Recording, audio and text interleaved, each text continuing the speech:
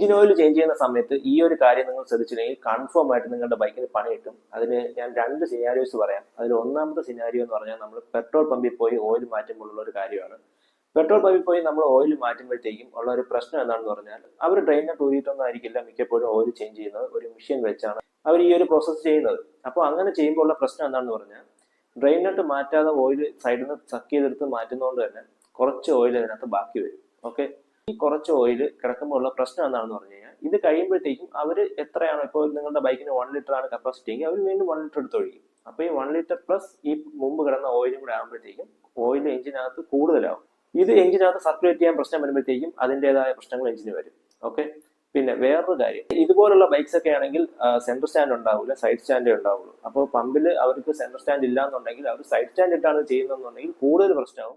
ഈ ബൈക്കിനൊക്കെ ആണെങ്കിൽ right side, എഞ്ചിന്റെ റൈറ്റ് സൈഡിൽ ക്ലച്ച് വരുന്ന ഏരിയയിലാണ് ലിപ്സ്റ്റിക് വരുന്നത്. സ്റ്റാൻഡ് ഇട്ട് വയ്ക്കുമ്പോഴത്തേക്കും ബൈക്ക് ലെഫ്റ്റിലോട്ടായി, അപ്പോൾ ഓയിൽ ലെഫ്റ്റിലോട്ട് നിൽക്കും. അപ്പോൾ നമ്മൾ ഈ റൈറ്റ് സൈഡിലെ ലിപ്സ്റ്റിക് ഊരിയിട്ട് നമ്മൾ ഈ ഓയിൽ സക്ക് ചെയ്യുമ്പോഴത്തേക്കും കൂടുതൽ ഓയിൽ ഇതിനകത്ത് ബാക്കി നിൽക്കും.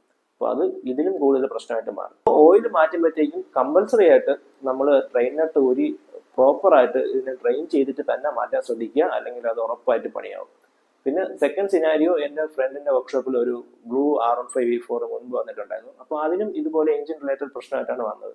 പുള്ളി ലാസ്റ്റ് ടൈം യൂസ് ചെയ്തത് മോട്ടോവിന്റെ എഞ്ചിൻ ഓയിലാണ്. എഞ്ചിൻ ഓയിൽ അല്ല ആക്ച്വലി പ്രശ്നം എന്താണെന്ന് പറഞ്ഞു കഴിഞ്ഞാൽ നമ്മളുടെ ഏത് വണ്ടിയാണോ ആ വണ്ടിയുടെ മാനുഫാക്ചറർ നമുക്ക് റെക്കമെൻഡ് ചെയ്യുന്ന ഒരു എഞ്ചിൻ ഓയിൽ ഗ്രേഡ് ഉണ്ട്. R15 വരുന്നതെന്ന് പറഞ്ഞാൽ 10W40 ആണ് എഞ്ചിൻ ഓയിൽ ഗ്രേഡ് വരുന്നത്.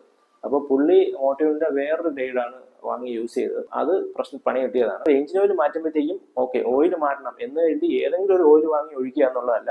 കൃത്യമായിട്ട് നമ്മുടെ ബൈക്കിനുള്ള ഗ്രേഡ് ഏതാണെന്ന് ആദ്യം നമ്മൾ ഐഡന്റിഫൈ ചെയ്യണം. അതിന് നമ്മൾ വണ്ടിയുടെ യൂസർ മാനുവൽ നോക്കുക, അല്ലെങ്കിൽ നെറ്റിൽ നോക്കിയാൽ നമുക്ക് അറിയാൻ പറ്റും.